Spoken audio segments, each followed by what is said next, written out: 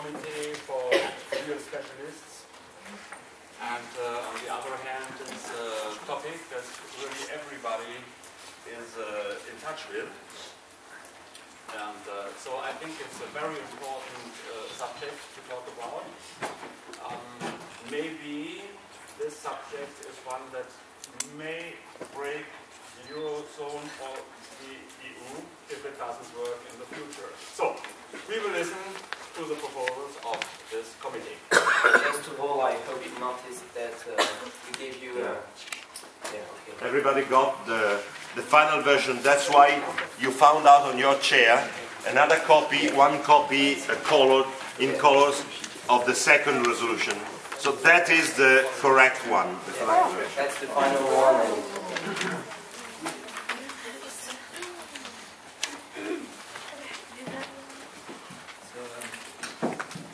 Good morning, ladies and gentlemen, dear Jeepers. First of all, we'd like to thank everybody for being here today and to have participated on this amazing and rewarding project. We think as a group that it was awesome to have people like you around and to have spent this fantastic week. As you may know, our group decided to deal with economic affairs inside the Eurozone, and we discovered while debating on the subject and that out of different point of views from different countries, we could reach a quite similar conclusion. So this is why, after having presented the findings we have made, we offered a resolution we figure, we believe, will allow to eradicate certain loopholes existing in Europe. So deeply hoping that you will agree with our ideas, and don't worry, you can ask as many questions as you want, wherever needed, and we hope that we can answer them in full awareness, and perhaps may convince you. Thank you. As we all know, the sovereign debt crisis is ravaging Europe. This will affect the future of all of us, and especially the integrity of the European Union. That is why we must think rationally and adopt policies that will work in the long term and not just the short term. We must focus not only on desperately paying off the debts, but rather on fixing and improving the economies of all the member states and in turn the entire European Union. To achieve this, we must work together and support each other in difficulties. We are totally aware of the extent and the importance of the currently ongoing financial debt crisis in the European Union and especially in the Eurozone. We are also alarmed by the high taxes in certain of the affected states. But we are further imploring the large percentage of the EU citizens who are not paying their share of fair taxes. We are also deeply concerned about the unnecessary and excessive government spending in these states, which results in stagnation and even recession due to high prices and low wages. Another point is that we recognize the very important role of small and medium companies and businesses in the EU. We are convinced that open immigration policies towards non-EU countries are irresponsible and harmful. Furthermore, we recognize the need for energy independence in Europe. We note with regret that the EU's dependence on international products, while we are keeping in mind that each EU citizen has the freedom to buy wherever he wishes. We approve the criteria set forward by the Stability and Growth Pact, but we are deeply concerned because the penalties for countries that break these rules, for example Greece, have so far been insufficient. Therefore, we have several solutions for these things and how we can reach this. First of all, we call upon all EU nations to work together towards solving the crisis by making important decisions as a group. So we call for global problem solving. We draw the attention towards increasing production and reducing the deficit instead of just trying to pay off the debt. We proclaim that the SGP Stability and Growth Pact must be reformed so as to enforce the laid out rules by A. Designating a new committee dedicated to supervising EU member economies, B. Imposing sanctions, and please hear viewpoint 4C, on any country that breaks the SGP conditions. Further, we recommend a firmer approach towards countries requiring a bailout such as Greece in the form of, first, urging them to adopt policies that reduce their deficits and progressively pay off their debt by improving production and creating jobs. We have several ideas here. Lower taxes for all individuals and for small and medium companies in accordance with Laffer's curve. And here, please take a look at this picture. I'd like to give you comments later on this picture. An improved and simplified taxation system to eliminate loopholes and encourage everyone to pay their share. 3. Reducing unnecessary government expenses such as premiums for large companies or artificially high benefits and salaries for government workers. Preparing a referendum in all the European countries about adopting the Golden Rule, la règle d'or, in their constitution. We call our nation to reduce employment in the public sector and reducing their advantages and slowly moving certain employees to the private sector, imposing sanctions on countries that break the bailouts conditions in the form of 1. Reducing bailouts and subsidies, 2. Suspending voting rights in the European Parliament, and 3. Imposing direct fines. Furthermore, we encourage investment in energy produced in the EU in order to lower the cost of energy and create jobs, especially in renewable energy. We urge the EU to develop a joint immigration policy toward non-EU countries in order to limit illegal immigration and to monitor borders, except in cases such as asylum. We organize advertising campaigns which educate Europeans about buying European products.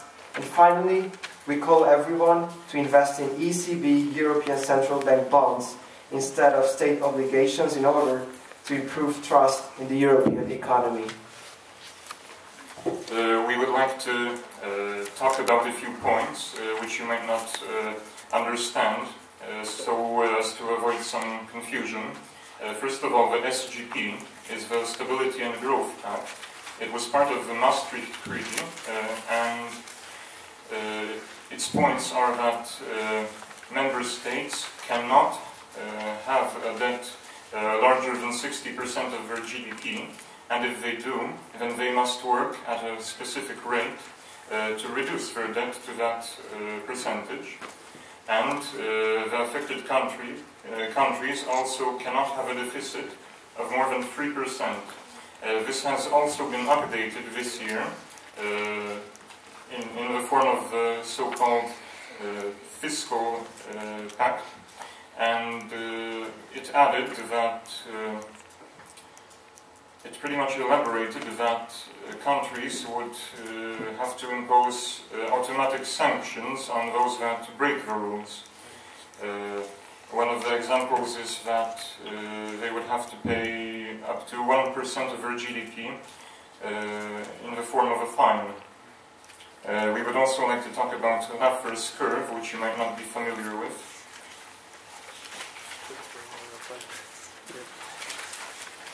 Benice, could you please explain? Yeah.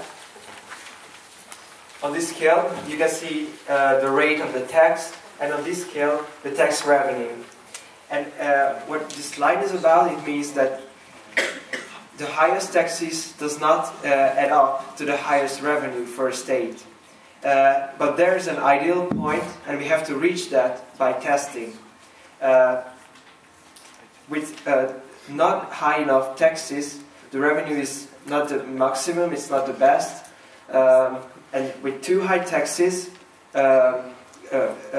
citizens cannot spend enough money, therefore the revenue is lower as well. We would also like to explain about the European bonds a bit more, because some of you might also not be familiar with that. Robert, could you do that? Yes, I would like to promote those euro obligations instead of those state obligations, because they would allow to finance development projects in less development countries, and also stabilize the European country. Because if you lend money to the state, you're not sure about the economic situation about that state, and you may lose your money. but your money is more safer in, for example, the IMF or the Central Bank of Europe. And on long-term conditions, euro obligations would be better off, I think. And it would improve the trust in the economy, which is very important. We would also like to talk about one last thing. We mentioned a thing called the Golden Rule, Rule d'Or. It is a proposal in French policy that would forbid the budget from ever being imbalanced. As in, France would never be able to have a deficit. It must always, the budget must always be balanced. And we would like referenda to be written in every European country regarding that proposal. And now we would like to listen to any questions any of you may have.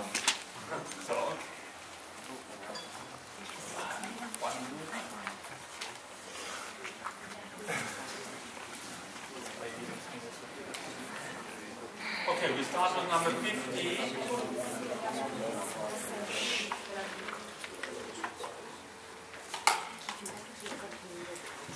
Thank you.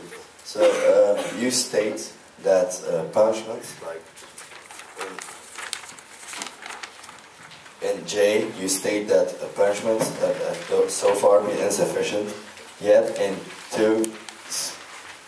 C, 4C3, you state that you will continue to impose fines. But we, the European citizens, help Greece, for example, to pay off their debts. If they don't have any money, how should they pay their fines? We are not only talking about financial fines, we are also talking about, as you can read in, I don't know, we are talking about 4C.2, suspending voting rights in the European Parliament. We were talking about these fines to make the countries clear that they have to follow the rules.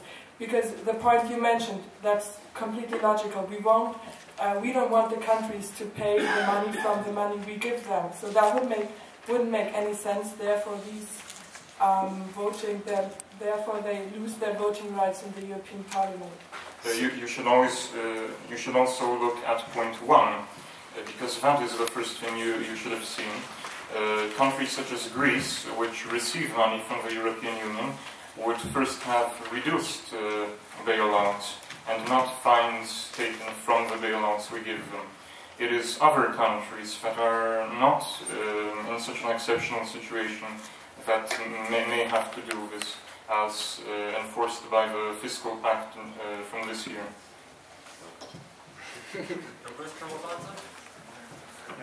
Okay, so we have directly to that point. I'd just like to add something, because we're talking about, as a section, suspending voting rights. I understand that you want people not to break the law, but this is a bit contrary to democracy. Like, even if it's a sanction, this is... Yeah, but I still think that it's also, it isn't democracy not to respect the rules that Europe gave, you know. I think you have many sanctions you can give, so, but suspending voting rights is a bit extreme. No, you see, this is very important in this case because, sorry if I interrupted you, because Mediterranean countries such as Spain, Greece, Italy, etc. are often supporting each other and trying to block any sanctions that countries are imposing on them. And if we suspend their voting rights temporarily, we will take away that possibility, so they cannot just vote themselves out of ever taking responsibility. Their opinion? Excuse me, but one way or another, European countries need to know that Europe is not a game, and that is serious. You know what I mean? And if we don't do any sanctions, how will they ever know that it's serious? I'm not against the fact that you give sanction, but against I think this is bad for democracy to suspend voting rights. As you say, it's quite extreme, but we do it on purpose because if you're not doing extreme sanctions, a country will do whatever he wants, and he doesn't mind about deficit because, you know, Greece are supposed to pay fines, you know, but we aren't asking for those fines because you know, when it's the crisis and when they don't have money, we aren't asking them for more money. So of course, if we aren't doing it, of course that may be a bit extreme, but we are doing it on purpose of this because otherwise the country don't mind and the deficit can grow and.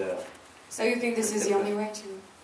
No, as we said, it exists like financial fines, but as we said also, it doesn't work because we see it in Point J. We have several kinds of penalties actually, and when we tell to a country that this is the penalty for you, during that process, as we think it over, we have to take into consideration many circumstances actually. So that's the truth. So number 50, you want to add something? I saw you raising the hand. Thank you. But don't you think, well, do you agree when I say that it's the elite from Greece, for example, who messed up, not their people, and you're punishing the democracy of their people by suspending their votes? So like it's like electocracy, the elite, the nationalities, those who can pay their debts, get to allow what to do with the other ones? Yeah, but that's why we say that we aren't asking financial fines, you know, because otherwise it would be, of course, the Greek who would be paying. Which are dispensing their votes. Yeah, but it's not the same because the vote is like the government who's giving it. You know?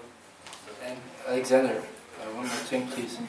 Sorry that I'm calling you by name, but we have 3A2, designating a new committee dedicated to supervising EU member economies. So we are dedicating a new committee that is actually watching on those countries like Italy, like Greece, like Spain, for those who are in problems, so that they won't do the same thing. Yeah. And, because as you said, it's the elite who did this. So we think that instead of like correcting all the problems, all the mistakes, we should like you know, golden rule or things like this. And that's very good because there won't be a country in the same situation as Greece now, because like we will warn them, you know, like because Greece has got a very bad situation since a long time. So we can warn all those countries today with golden rule or SGP. Okay, so I think we can go on to the next one. This is 42, please. I just have a question to understand. Who is investing in the ECB bonds then? Is it the... It's you actually, it's you, or actually not you. It can be the banks, it can be private companies, it can be private investors. Then you're changing, just to get it right, then you're changing the role of the central bank. Because right now, just banks are allowed to, you know, invest in... Yeah, but it's not. It's like national banks. You know, you can invest in national banks. Well, I don't know if it's the same in your country, but in France you can do it. Like you are investing in France, and that's quite good. But the problem is that it's only like a big country, France, Germany. With those Eurobound, you can invest in Europe. So it's. As I heard, you can only invest in the States, but you can't invest in your national banks. Yeah, actually you can. You cannot. In your national banks. Yeah, in France you can actually. You can invest in your national banks, but we think that Eurobond is much better for the trust because instead of believing in one country, you're believing in all Europe. So the people would invest, just to get that right. Yeah. Okay. And that. We were talking about this, like it's not us that invented us, it's like France and Germany who thought it would be a very good idea for unity. The idea about this European bonds is that you do not buy a paper given by the state of Greece or from Germany, but you buy a paper where all the European states are responsible for. And so that means the idea is that the money you get back is safer, and because all the European states are responsible for that, not only Greece. So we think that it's much more secure, and then after this, all the European countries will be related together, you know. Okay, then we have a 43, please. Can you explain me one thing?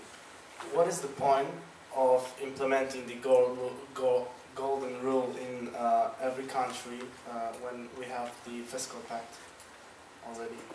I'm not even saying that it's impossible to adopt the golden rule in every constitution.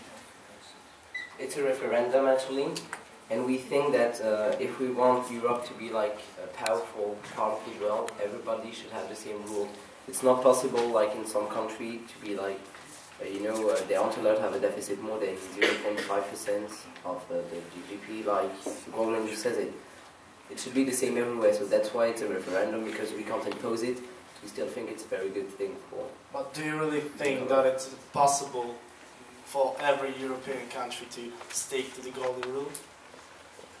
It is absolutely possible for any country to stick to the golden rule, and I don't really see what point you are getting at. Are you saying that it is impossible to actually balance a budget, and that to be a politician you have to keep borrowing money unnecessarily? Yeah, that's... Well, you are actually right to a degree.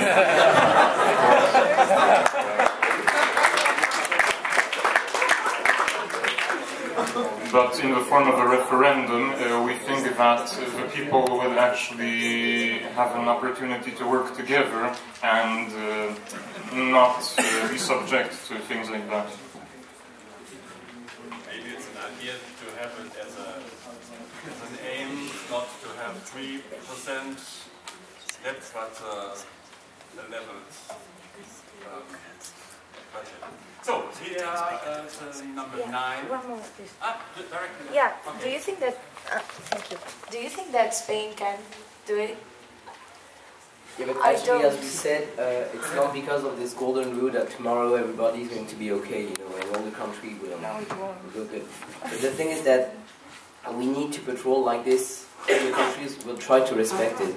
And we think that if they are trying, it's going to be much better, because today some countries aren't doing anything actually. This would only be an aim in the first period, and then they would need to reach this. Yeah. That's why at the beginning, if the golden rule isn't respected, there aren't any fines, So, we go to number 9, please. Okay, then we have 29. On point number 6. On point number 6, you say that you want to limit illegal immigration, but concretely how? Yeah, actually we want to develop a joint immigration policy, like, in the island of Lampedusa, close to Italy, a lot of people are coming, and we should prevent illegal immigration. That's why we should put some people there, and you will... Another for employment, we aren't giving them aid, helping them at the beginning, and that's the difference between another committee which was dealing with immigration, I think. Yes, but what kind of controls do you want to stop illegal immigration? I don't really understand. That was not really our subject. We're just giving this as a... Actually, it's up to the Committee on Immigration. Our topic is really complex. But you should see actually, I know you will think that we are saying things it's not possible to do. We know that it's possible. We want to, we want to limit illegal immigration. That's normal. How can we do this? There are plenty of different solutions. But the first one is to joint immigration policy, because we really think that some countries in Europe need immigrants, so if they are coming, it's no problem. Another country don't want them. So we think everybody should agree to the policy to lead, actually. Well, we mentioned it because we think this is a very important subject for our committee as well, but we did not want to write too much about it, because it might be different from the policy proposed by the Immigration Committee. Because, yeah, actually we are also dealing with employment and energy. So if we were developing every time, it would be as the other committee, and it would be way too long, So we just know, and I think everybody will agree with this, that we have to reduce illegal immigration in Europe and to monitor borders. That you may not agree with, that's what we think. Because our fundamental topic was a fiscal discipline, and as we saw it was possible to reach balance by a good working economy. And for great economy, low unemployment is needed, but immigrants are increasing unemployment. So that's why we have to use some kind of control or limitation. But do you think that immigrants are the real problem of the unemployment? No, actually we're not saying this, but we're saying that in some European country, and I'm taking the example like in France, you know, a lot of because I know French. A lot of immigrants are coming, you know, and they haven't got any job and they haven't got any formation, so they aren't integrated in the society, you know. So why should immigrants come if they aren't good for the society? We personally think that unemployment isn't due to the immigrant, but that immigrant can bring employment actually. That's why we are thinking about closed borders, but as not closed borders, like definitely it can be just like 3 months, 6 months during the crisis, you know. We especially want to monitor our southern borders because we have the largest influx of immigrants from there. And they spread first to countries such as Spain or Italy, or Greece, which are especially deep in the debt crisis, and then they sometimes go further into Europe. So we especially want to monitor the southern borders. But of course, countries should decide on their own immigration policies. This is just one of the measures directed at the crisis, which our committee is dealing with. Okay, that means we go to number 22. Already answered. Already answered. Then we have Close 24. Yeah. Well, to begin with, I couldn't agree more with point number 6, so congratulations. But my question is about point 4b. In which way do you think it is better for our general economy to move the general employment from the public sector to the private one? Well, as you know, in Spain, the government doesn't have enough money to pay all of their employees. So by reducing the workers in the government and making them try to work in private companies, it will grow, the economy will grow, because if the state doesn't have money, it's like a cycle. There's no money, well, no one will buy, and... Yeah, administration staff is of course important, but private employees are productive actually, and the boosting of the economy is much more effective. The problem is that governments often, people complain that, oh, we are unemployed, so the governments, instead of looking for real solutions, artificially employ people and sometimes give them completely absurd jobs, like they pay one person to dig up a hole and they pay another person to fill it. So, and then they say, oh, there is no unemployment anymore. But where is the money coming from? From the people who are actually working and paying taxes for them. So it is a cycle that doesn't end. And we actually want real policies to be implemented. That's why we also reduce the advantage. Okay. How do you think that public employees will be transported to a private sector? How do you have that in mind? Yeah. Because in Spain, I think not.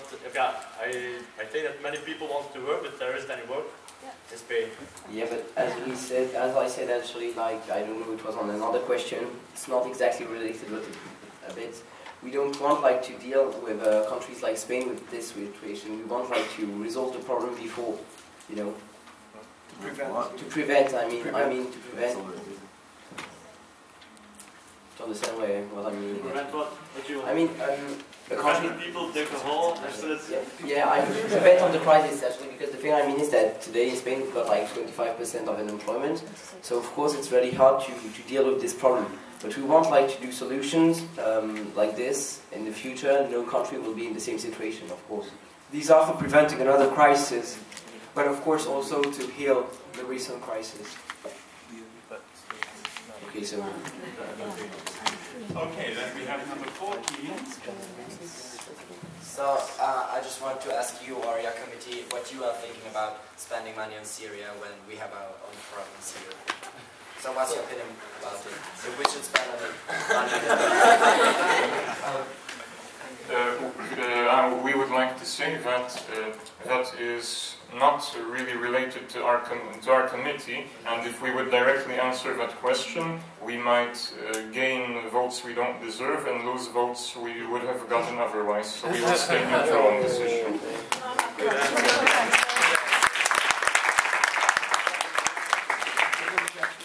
But I think you have to think about this as well, because you are always talking about the money, and that's also a big amount of money. So yeah, but actually we are talking about financial policy, and it's not the same, because we could also talk about, you know. Yeah, but it's a part of financial policy. If you're spending money on something else, then you don't have the money for it. Yeah, but if we are starting talking about Syria, we can talk about plenty of other things. Our real subject was fiscal discipline, and not just how to spend the budget of the European Union itself. We want to enforce fiscal discipline in the member countries. How the budget itself is used, whether on important diplomatic missions or other things, is not related to our committee. But of course, if you want an answer, yeah, of course, Europe should continue to spend money for Syria, because it's, you know, it's like this. When a country needs money, when it needs help, Europe, USA, and nobody else are helping them. Thank you. That was just my question. Okay. So are there any more questions about this financial?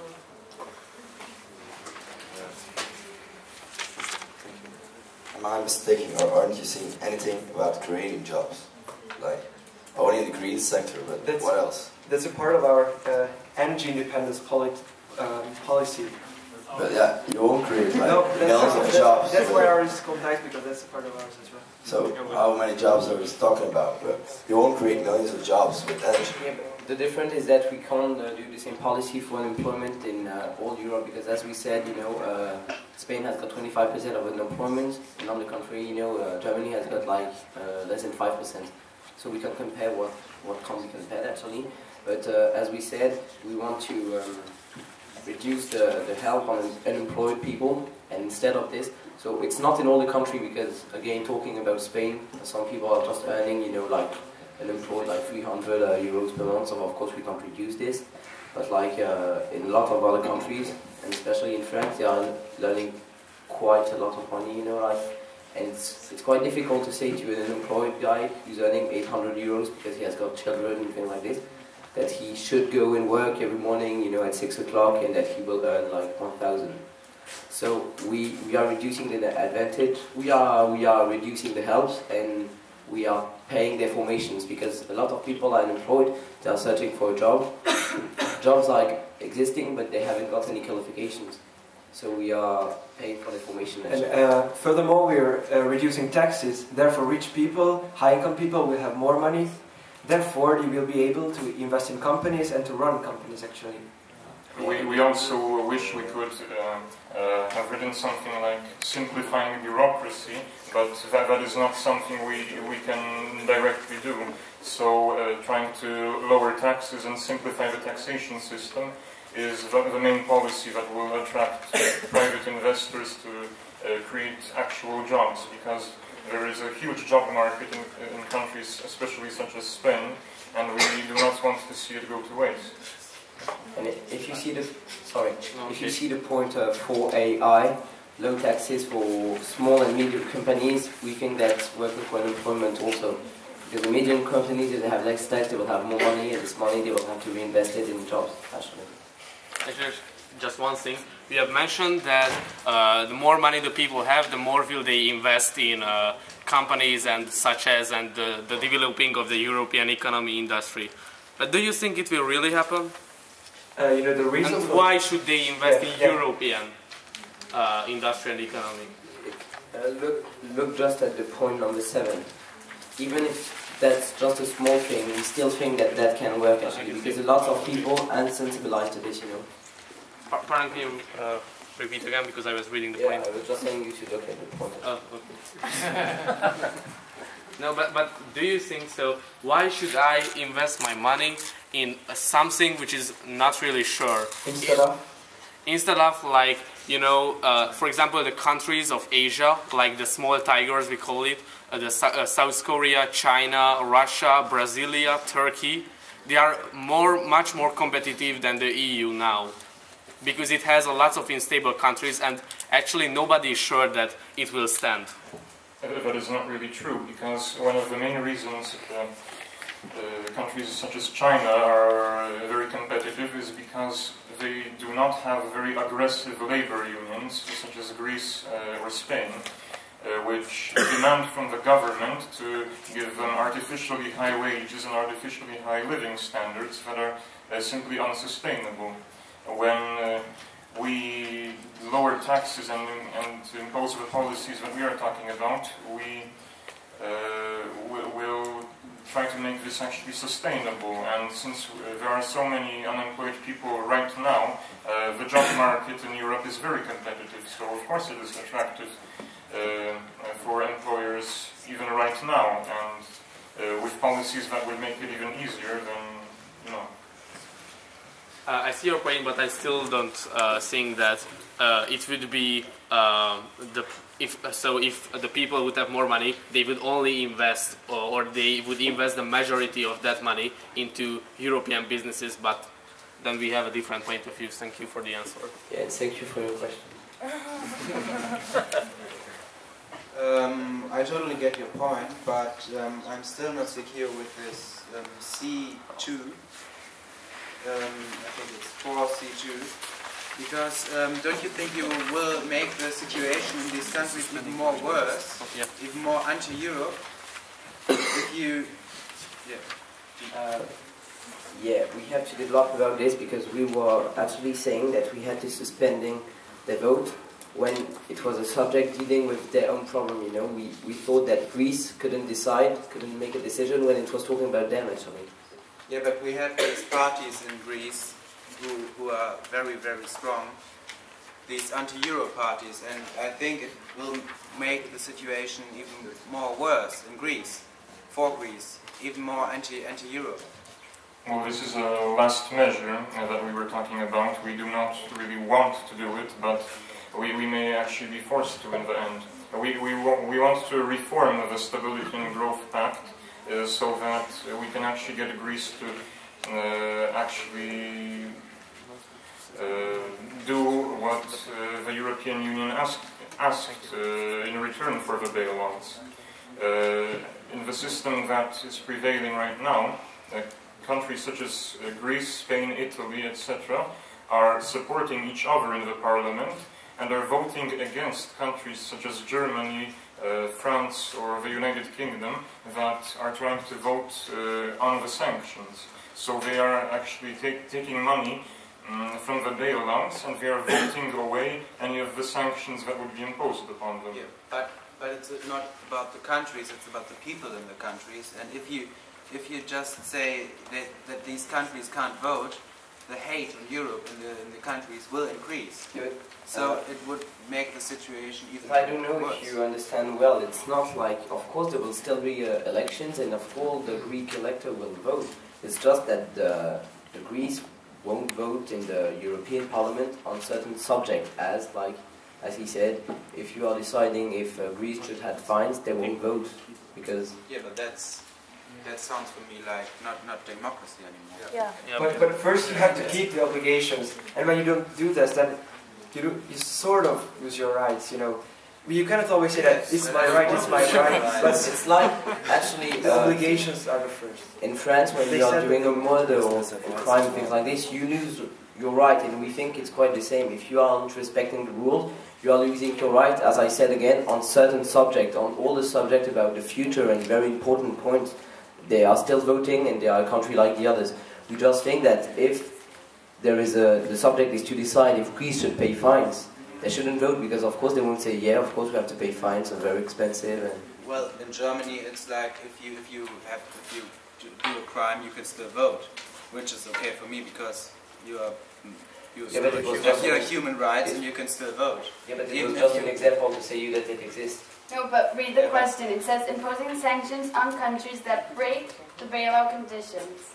And that is what we would do if they broke the bailout conditions. Yeah, I No. know, but I think it's not Yes, true. but I mean, if you fake something and you do something illegal, you can't like let them happen like whatever, you know? I mean, wait. Well, I get your point, but I think it's not good because you can still vote if you do crime. Yeah, but as we said, it's just on certain subjects. You know, most of the subjects aren't dealing with fines of Greece, so they can vote about all the subjects, everything. They can. They are still in the European Parliament. They can still say what they want to say. You know. So it's even worse because if I can't decide about myself, if it's about me, I have a special right to decide. I think. But that's normal. It's a bit like, you know, if you did something, it's not you that's deciding the sanction. You're not saying, okay, I'll go in jail for 2 years, you know. People are deciding at your place, you know. But yeah, but just remember that it's not for everything. It's just like on specific subject, and they can say whatever they want. They can defend themselves, and it's just their own voting. We have 4 people that want to go directly to this point. 1, 2, 3, and somewhere there 4. And then in the end we have a number 24 to the new point. So, ladies first. Like you guys keep saying just like Spain, Greece, and Italy, and you said like etc. Like which are exactly the countries that are in the same situation? Actually, Guys, the pigs.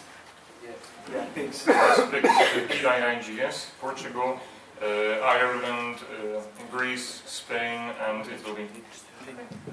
Okay, it's just that they have a high employment, a high sovereign debt. You know, high deficit. So let's speak in theory. Let's say, for example, these pigs didn't. They broke the bailout rules. Yeah. So they aren't allowed to vote, or don't have the same votes like Germany and Belgium have. No, you are misunderstanding one thing, because we are going in the direction of the European Fiscal Compact that is signed this year. We want sanctions to automatically be imposed, and the sanctions we are talking about are, for example, reduced bailouts, which we already wrote here. The problem is that if that is unattainable, then suspending voting rights is one of the last measures we Right. will take. Let's say we're at the moment of the last measure. Aren't you proposing, like, let's say these countries can't vote anymore, and then Germany and Belgium and other European countries will vote? Aren't they? Isn't your solution creating 2 separate European countries, like 2 separate unions? That one that's strong union with Europe and with Germany and Belgium and all the other northern countries, and another European Union with all the weak that can't really pay?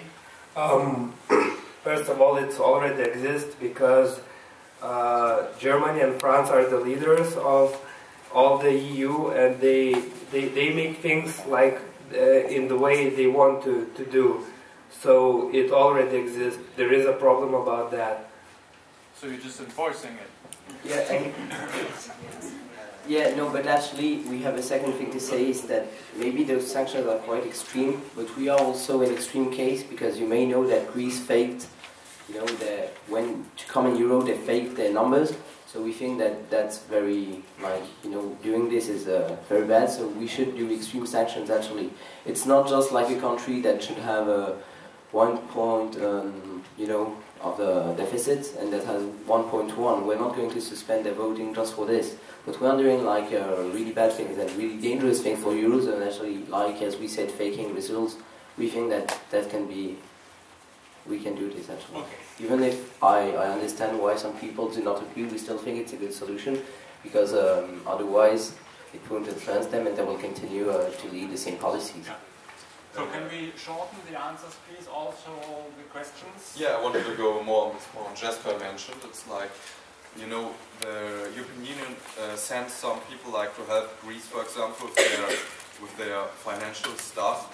and the people of Greece really don't like it. Because of this, the anti-European part rise very much. Now imagine you say Greece should don't have rights to vote anymore. How much would the anti-European part rise? Maybe the people now in Greece are almost saying we don't want to be in Europe anymore. How would it be like if it's such a strong sanction like yours would be applied? Okay, yeah, but actually, if Greece wants to go out of Europe, we will do it, but they can, but Europe won't kick them off actually. But I personally think that Greece isn't like the same as the other. It's not like Spain, you know, just policy different. Greece, as they said, they fake the results, so we can't consider Greece like this country as the other. But of course, anti-Euros, you can see there are lots of countries. We can see this in Italy, like 2 weeks ago. They had about like 20% of the... They had 20%, so yeah, of course I agree with you, but I don't think that because of this we could say you will have no sanctions, because that would be worse and worse actually, because it will continue, the deficit will grow, and just, we will have other countries. Just think about the fact that despite of they cheated their facts, their datas, we still help them with financial aid and things like that. Okay, So now I'm getting your point. You don't want Greece to be in the EU. So that's what you were just saying.